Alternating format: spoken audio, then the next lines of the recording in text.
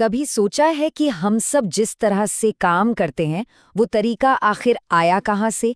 आज हम एक ऐसे इंसान के बारे में बात करने जा रहे हैं जिसने मॉडर्न ऑफिस और फैक्ट्रियों की नींव रखी, फ्रेडरिक विंस्लो टेलर।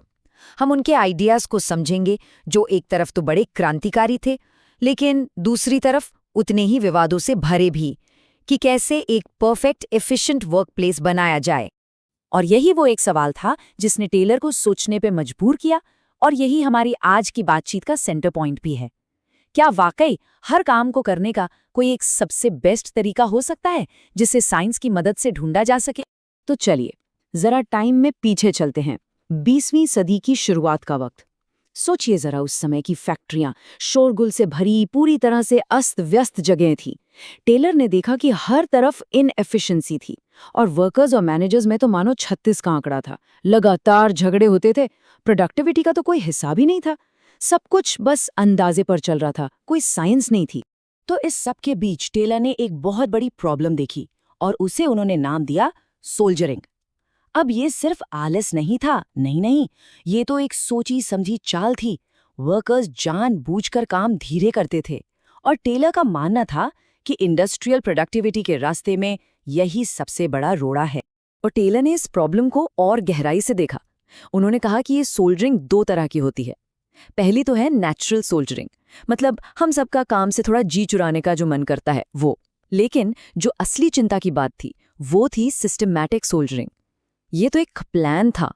वर्कर्स को डर लगता था कि भाई अगर हमने ज्यादा काम कर दिया तो या तो कुछ लोगों की नौकरी चली जाएगी या फिर हमसे और भी ज्यादा काम करवाया जाएगा। तो सवाल ये था कि इस प्रॉब्लम का हल क्या है, और यही एंट्री होती है हमारे आज के किरदार की, फ्रेडरिक विंस्लो टेलर। वो एक इंजीनियर थे और उनका मानना था कि भाई देखो, कोई एक सुपर मैनेजर आकर सब ठीक नहीं कर सकता। असली सल्यूशन एक सिस्टम बनाने में है, एक ऐसा मैनेजमेंट सिस्टम जो साइंस के उसूलों पर चले। तो टेलर ने अपने इस पूरे आइडिया को 4 मेन प्रिंसिपल्स पर खड़ा किया। चलिए एक एक करके समझते हैं। पहला, हर काम को करने का एक बेस्ट तरीका ढूंढो, और ये तुक्के से नहीं बल्कि साइंटिफिक स्टडी करके करो। दूसरा, उस काम के लिए सही इंसान को चुनो और उसे साइंटिफिक तरीके से ट्रेन करो। तीसरा, ये पक्का करो कि मैनेजमेंट और वर्कर्स इन साइंटिफिक तरीकों को लागू करने के लिए मिलकर काम करें। और चौथा, काम और जिम्मेदारी को मैनेजमेंट और वर्कर्स के बीच ठीक ठीक बांट दो। मतलब मैनेजमेंट का काम है प्लानिंग करना और वर्कर्स का काम है उसे अच्छे से करना। तो टेलर का जो मूल मंत्र था ना, वो बहुत सिंपल था पर बहुत powerful. Science not rule of thumb, यानी अंदाजे से या हम तो हमेशा से ऐसे ही करते आए हैं वाली बात से काम नहीं चलेगा। मैनेजमेंट का हर फैसला, हर एक फैसला साइंटिफिक स्टडी और फैक्ट्स पर बेस्ड होना चाहिए। और इसी से जुड़ा था उनका दूसरा मंत्र, सद्भाव कलह नहीं, यानी हार्मनी नॉट डिस्कॉर्ड। टेलर का मानना था कि उनका मकसद सिर्फ प्रोडक्शन बढ़ाना नहीं है। वो मानते थे कि अगर मैनेजमेंट और वर्कर्स दोनों ही साइंस की बात मानेंगे तो उनके बीच का झगड़ा खत्म हो जाएगा, दोनों के गोल एक हो जाएंगे और सब मिलकर काम करेंगे। और इन सब के लिए टेलर कहते थे कि एक मेंटल रेवोल्यूशन, यानी एक मानसिक क्रांति की जरूरत है। मतलब मैनेजमेंट और वर्कर्स दोनों को अपनी सोच बदलनी होगी। प्रॉफिट कैसे बांटा जाए इस पर लड़ने के बजाय मिलकर प्रॉफिट को कैसे बढ़ाया जाए इस पर फोकस करना होगा। उनका लॉजिक सिंपल था, अगर केक का साइज ही बड़ा हो जाएगा तो जाहिर है सबको बड़ा टुकड़ा मिलेगा। तो ये तो हो गई थ्योरी की बात, पर असल में फैक्ट्री के फ्लोर पर ये चीजें काम कैसे करती थीं? चलिए देखते हैं। तो टेलर ने इसके लिए कुछ खास टेक्निक्स बनाई, जैसे टाइम एंड मोशन स्टडीज।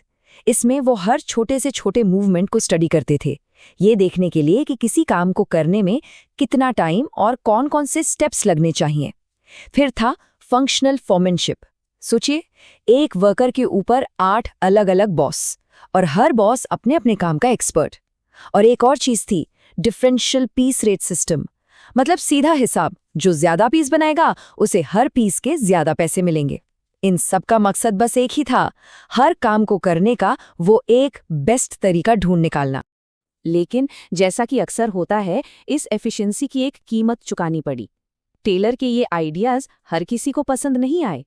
तो अब कहानी का रुख मोड़ते हैं और देखते हैं कि इसके खिलाफ क्या कहा गया और इसके नेगेटिव नतीजे क्या हुए।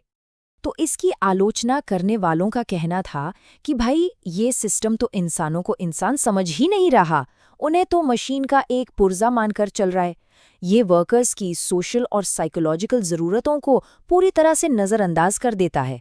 काम को इतने छोटे छोटे हिस्सों में तोड़ दिया गया कि वर्कर की अपनी स्किल ही खत्म हो गई और काम बिल्कुल बोरिंग और अमानवीय हो गया। और नतीजा, मैनेजमेंट और ट्रेड यूनियनों के बीच झगड़ा और बढ़ गया। और सबसे बड़ी आलोचना शायद यही थी कि टेलर का पूरा सिद्धांत एक गलत सोच पर टिका था कि इंसान सिर्फ और सिर्फ पैसे के लिए काम करता है। इसी को होमो इकोनॉमिकस कहते हैं। ये नज़रिया इंसान की बाकी ज़रूरतों जैसे कि काम से मिलने वाली खुशी, समाज में पहचान, इन सबको पूरी तरह से खारिज कर देता है। अच्छा, इतनी सारी आलोचनाओं और विवादों के बाद भी एक बात तो माननी पड़ेगी, टेलर का असर आज भी हमारी दुनिया पर है। तो चलिए आखिर में ये समझते हैं कि उनके आइडियाज़ ने आज की दुनिया को कैसे शेप दिया है। देखिए, टेलर के आइडियाज़ सिर्फ अमेरिका तक नहीं रुके, ये एक ग्लोबल मूवमेंट बन गए। यूरोप से लेकर सोवियत यूनियन तक फैल गए।